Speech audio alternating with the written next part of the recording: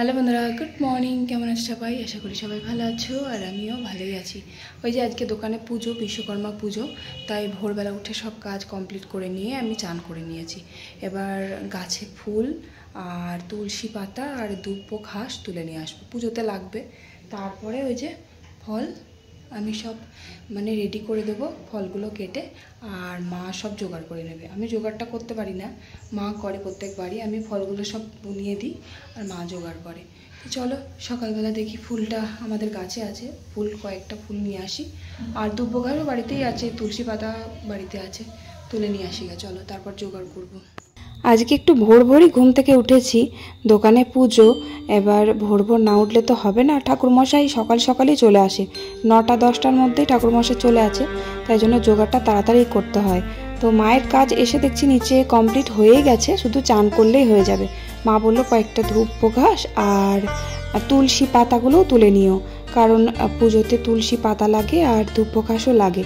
তো আমাদের বাড়িতে তো অনেক ধূপ ঘাস, ওই যে পিছনটায় একদম বাগান যেটা আছে, ওখানে প্রচুর বৃষ্টির জন্য ধূপ ঘাস হয়েছে। তা না হলে ধূপ ঘাসটা হয় না, কাকিমাদের বাড়ি থেকে নিয়ে আসতে হয়। ধূপ ঘাস ওই যে বৃষ্টির জন্য প্রচুর গাছপালা হয়েছে, তো তাই ধূপ ঘাসটা হয়েছে, তাই বেশি করে কটা তুলে নিলাম। আর তুলসী পাতাও লাগে মা বলল, তাই তুলসী গাছ থেকে কয়েকটা তুলসী পাতাও তুলে নিলাম। তবে আজকে অনেক জায়গায় পুজো আছে, তো শুধু বিশ্বকর্মা পুজো তা না, আজকে কিন্তু লক্ষ্মী পুজোও আছে, আবার মনসা পুজোও আছে অনেকের বাড়িতে। তো এবার বাড়িতে যে দুটো জবা গাছ আছে, সেই জবা গাছে দেখছি ফুল নেই, সাদা জবা যেটাই ছিল সেটা একটাও ফুল নেই। আর আমাদের এখন দেখছি কয়েকদিন থেকে পাঁচিল ডিঙিয়ে ফুল নিয়ে চলে যাচ্ছে, জানো তো। গাছ ভর্তি এত ফুল হয়, কিন্তু পুজোর সময় যখন দরকার লাগে তখন ফুল পাওয়া যায় না। এত ফুল হয়, ঠাকুরকে দিয়েও প্রচুর ফুল থেকে যায়। তো আমার কাকিমা আছে বাড়িতে, কাকিমাদেরকে দেওয়া হয় ফুল। তারপরে জেঠু আছে, জেঠু পুজো করে আলাদাভাবে, জেঠুকেও দিই, তবুও ফুল শেষ হয় না, এত ফুল হয়। তো আজকে আবার ফুল তো একটাও নেই গাছে।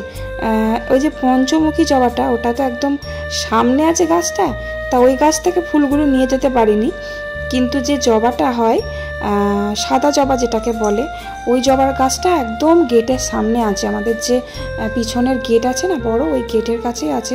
তো পাঁচিল ডিঙি খুব নেওয়াটা খুব সোজা ওখান থেকে, তো তার জন্য ওই গাছে একটাও ফুল নেই। আর এই যে রক্তগাঁদা কয়েকটা আছে, কটা তুলে নিলাম।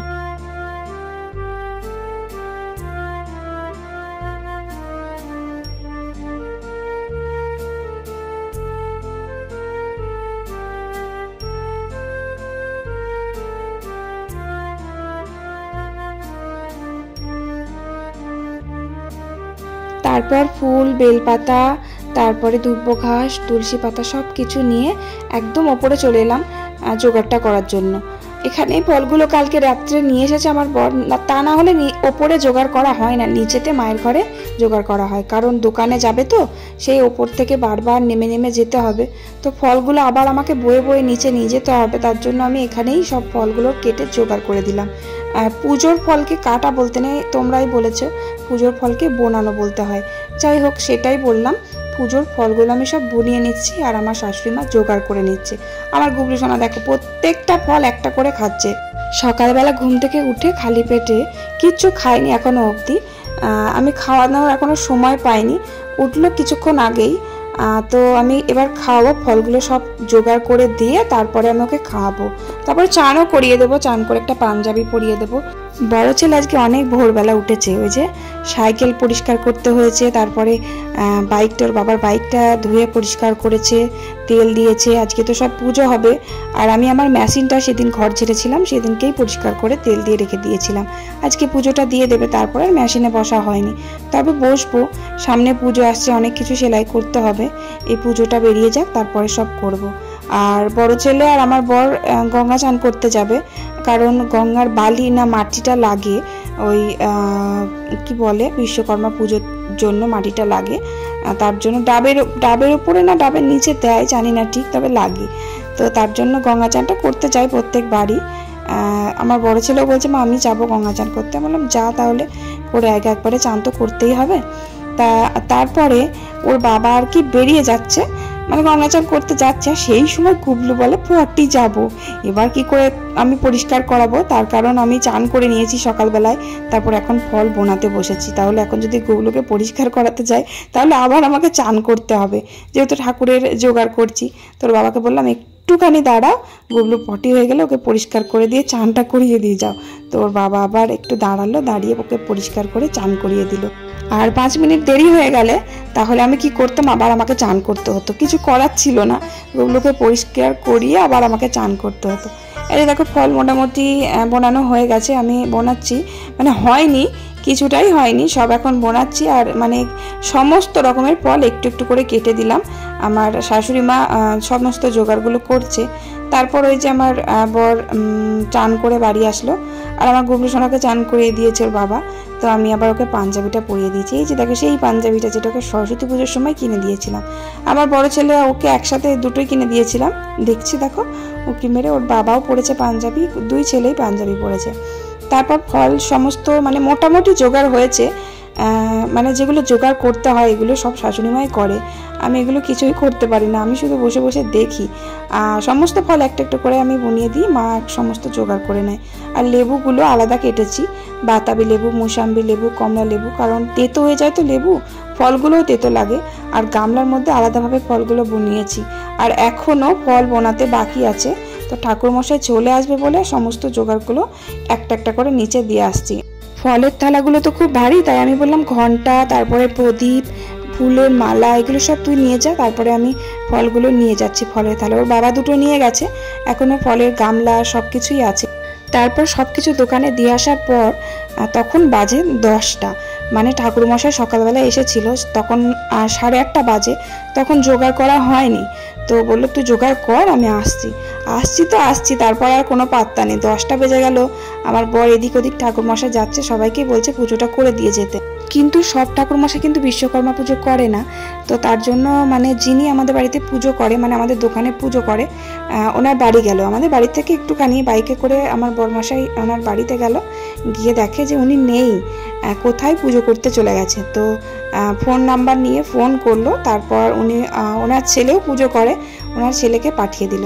ওনার ছেলে খুবই ছোট, খুব ছোট বলতে মানে খুব ছোট না, ওই 17-18 বছর বয়স হবে হয়তো, ঠিক জানা নেই। তবে পুজোটাই যে শুরু হয়ে গেছে, ওনার ছেলে পুজোটাই করছে এই প্রথমবার। যাই হোক, পুজোটা যেই করুক না কেন ভালোভাবে পুজোটা হওয়া নিয়ে কথা।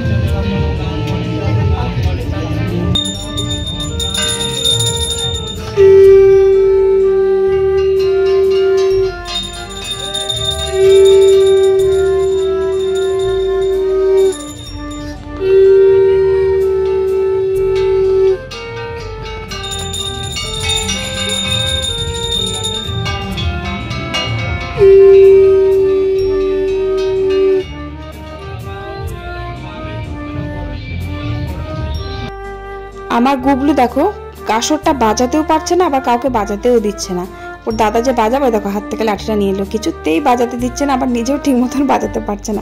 ওই যে দেখো মারামারি করছেন 2 ভাই মিলে, কি মারামারি করে সারাদিন। যদি আমার বড় ছেলে বাড়ি থাকে না, ওই দুজনে মিলে এত মারামারি করে তার ঠিক নেই।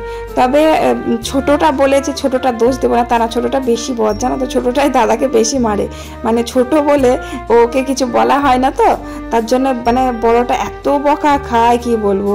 ছোটটা আমার খুব খুব মারে ওর দাদাকে, শুধু দাদাকে না সবাইকেই মারে, মানে আচমকা মেরে দেবে এরকম, এত মার খুঁটে। যাই হোক, ছোটবেলা কিন্তু আমি কাউকে মারতাম না, মার খুঁটে ছিলাম না, ওর বাবাও ছিল না। এই বাড়িতে কে যে মার খুঁটে ছিল, কার মতো যে হয়েছে ভগবানই জানে। যাই হোক, পুজো মোটামুটি সম্পূর্ণ হয়েছে, আরতি হয়ে গেল, কি সুন্দরভাবে পুজোটা হলো। আর তারপর পুজো শেষ হয়ে গেলে আমি ফল টলগুলো সব আর কি প্লেটে দিয়ে দেব, পুজোর প্রসাদ আর কি, আমার বর সবাইকে দিয়ে দেবে প্রত্যেকবার যেমন হয়। তারপরে যে দেখো অঞ্জলিটা দিয়ে দিলাম। আর আজকে তো রান্নার ছুটি একেবারে, কালকে ওই যে রান্না করে রেখেছিলাম, তাই আজকে আর কোনো কিছু রান্না করতেই নেই, মানে গরম জিনিসই খেতে নেই, ভেজে ভাত খেতে হয়, তা আবার কালকের বাসি তরকারি দিয়ে। আর এখন আবার গরম পড়েছে প্রচণ্ড, আজকে আবার তরকারিগুলো ভালো আছে কি জানি না, আলু ভাজা, পটল ভাজা, বেগুন ভাজা, তারপরে কচু শাক, কত রকমের তরকারি কালকে করেছি বলো তো। সেই সব তরকারিগুলো ভিজে ভাত দিয়ে খেতে হয়। আমার ওই শীতকালে যেটা হয় না, ওই গোটা কলাই সেদ্ধ, ওই একটা রান্না থাকে না শীতকালে, সরস্বতী পুজোর দিন মনে হয় রান্নাটা, পরের দিনকে খেতে হয়। তো ওই রান্নাটা আমার খুব ভালো লাগে, কারণ ওর মধ্যে পালং শাক থাকে, বাঁধাকপি থাকে, তারপরে কলাই সেদ্ধ থাকে, ওটা কিন্তু ভিজে ভাত দিয়ে দারুণ লাগে সত্যি করে। বেশ শীতকালে উঠোনে রোদ থাকে, উঠোনে বসে ওই খাই, আবার পালং শাক চচ্চড়ি দিয়ে, বাসি পালং শাক চচ্চড়ি দিয়ে ভিজে ভাত খেতে খুব ভালো লাগে, তাই জন্য আমার ওই রান্নাটা খুব ভালো লাগে। যাই হোক, তো তারপর পুজো হয়ে গেল, ঠাকুরমশাই আমাদের মেশিন, গাড়ি, সাইকেল সমস্ত আর কি পুজো করে দিল, আমার মেশিনও পুজো করে দিয়েছে। তারপরে এই যে প্রসাদগুলো আমি সব প্লেটে প্লেটে দিয়ে দিচ্ছি, আমার বর সবাইকে দিয়ে দিচ্ছে প্রসাদে প্রত্যেকবার মিষ্টি দেওয়া হয়, মানে সাদা মিষ্টি আর কি, রসের যে মিষ্টিগুলো হয়।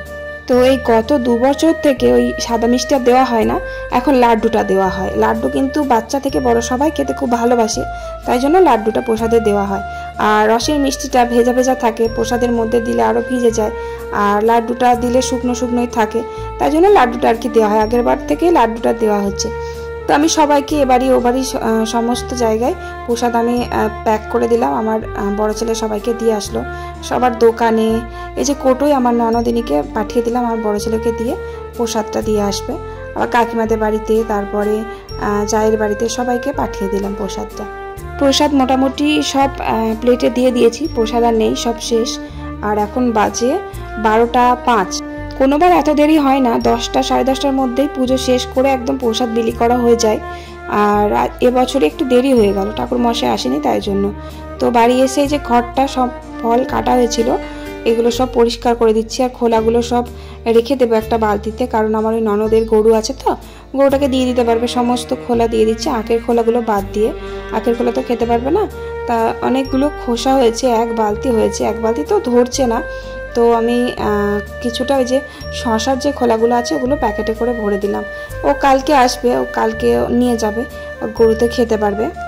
সমস্ত খোলাগুলো সব বালতির মধ্যে তুলে দিলাম আর প্যাকেটে ভরে রেখে দিলাম, আর ঘরটা ভালো করে মুছে দিলাম। তারপরে নিচে গেলাম, কারণ খাওয়া দাওয়া করতে হবে।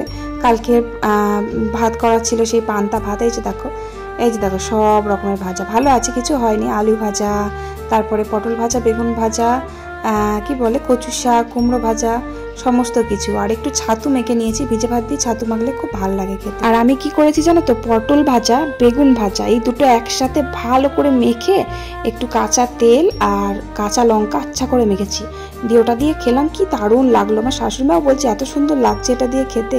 কচু শাক ভালো লাগে, কিন্তু ভিজে ভাতে আমার একদমই ভালো লাগে না, তবুও খেলাম, খেতে হয়। আর টক দিয়ে বেশ ভালোই লাগলো। যাই হোক, আজকের ভিডিও আর বাড়াচ্ছি না, তার কারণ আর কোনো কাজ নেই, রান্না বান্না নেই, কিচ্ছু নেই, তাই ভিডিওটা আর বাড়ালাম না। তো চলো, আজকের পুজোর ব্লগটা তোমাদের কেমন লাগলো অবশ্যই কমেন্ট করে জানিও।